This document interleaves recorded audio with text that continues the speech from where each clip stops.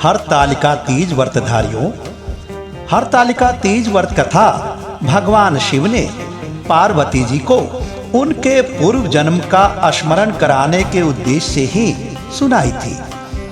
एक बार भगवान श्री भोले शंकर बोले, हे गौरी, पर्वतराज हिमालय पर स्थित गंगा के तट पर तुमने अपनी बाल्यावस्था में 12 वर्षों तक अधोमुखी होकर घोर तप किया था।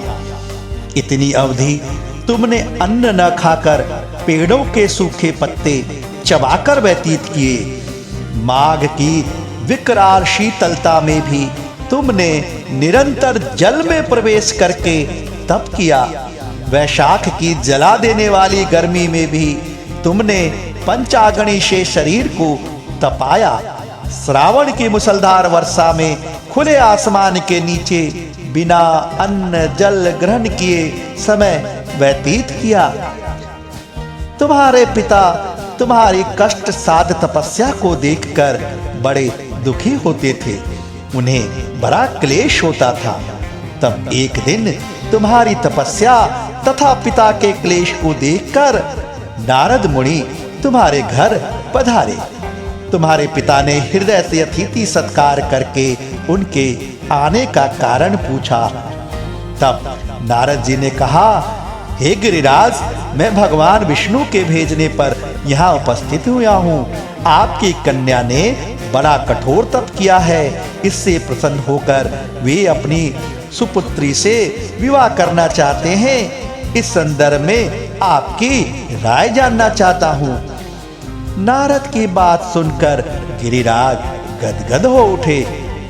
उनके तो जैसे सारे क्लेश दूर हो गए। प्रसन्न चित्त होकर वे बोले, श्रीमान, यदि स्वयं भगवान विष्णु मेरी कन्या का वरण करना चाहते हैं तो भला मुझे क्या आपत्ति हो सकती है।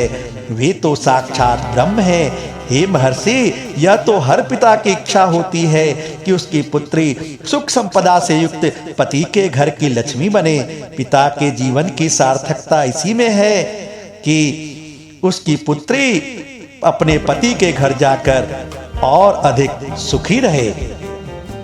तो फिर तुम्हारे पिता की स्वीकृति पाकर नारद जी विष्णु जी के पास गए और उनसे तुम्हारे ब्याह के निश्चित होने का समाचार सुनाया। मगर जब इस विवाह के संबंध की बात तुम्हारे कानों में पड़ी तो तुम्हारे दुख का ठिकाना न रहा। इसी बीच तुम्हारी एक सखी ने तुम्हारी इस मानसिक दशा को समझ लिया और उसने तुमसे उस विक्षिप्तता का कारण जानना चाहा। तब तुमने बताया कि मैंने सच्चे हृदय से भगवान शिव शंकर का वरण किया है, किंतु मेरे पिता ने मेरा विवाह विष्णु जी से निश्चित कर दिया। मैं विचित्र धर्म संकट में हूँ। अब क्या करूँ? प्राण छोड़ देने के अतिरिक्त अब कोई भी उपाय शेष नहीं बचा है। तुम्हारी वह सखी बड़ी ही समझदार और सूझबूझ वाली थी। उसने कहा, हे सखी, प्राण त्यागने का इसमें कारण ही क्या है? संकट के मौके पर धैर्य से काम लेना चाहिए।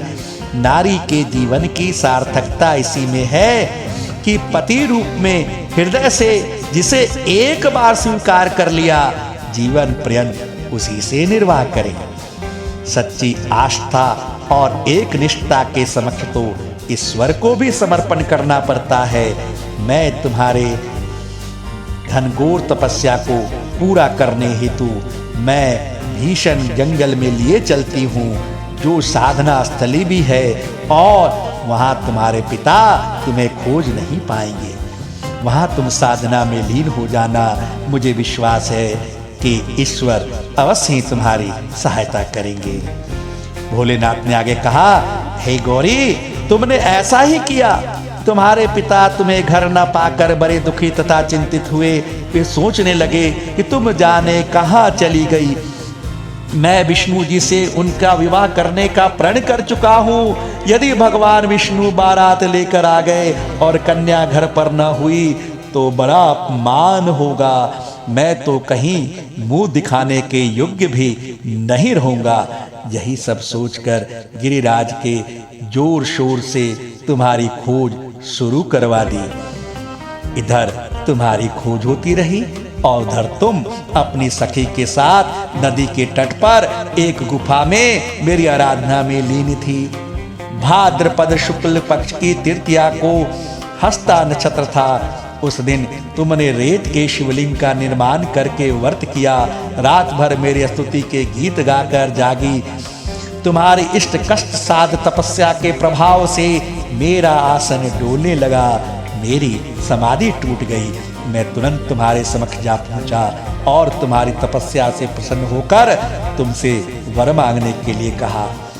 तब तक तुम अपनी तपस्या के फलस्वरूप मुझे अपने समक्ष पाकर प्रसन्नचित्त होकर कहा कि मैं हृदय से आपको पति के रूप में वरण कर चुकी हूँ। यदि आप सचमुच मेरी तपस्या से प्रसन्न होकर यहाँ पधारे हैं तो मुझे अपनी अर्धांगिनी के रूप में स्वीकार कर लीजिए।